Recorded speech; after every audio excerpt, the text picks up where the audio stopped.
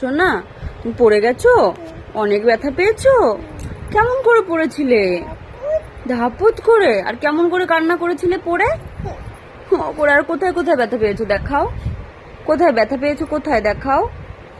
কোনখানে? পায়ে? আর কোথায়? আর কোথায়?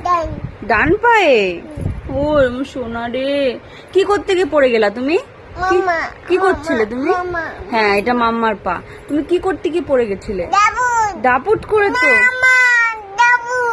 দাপুট করে অনেক ব্যথা পেয়েছো? তাই?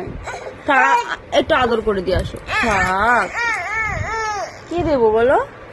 কি করবে? কি নেবে তুমি? এটা কি? টিভি? টিভি দেখবে? ও চি নেবে কেন?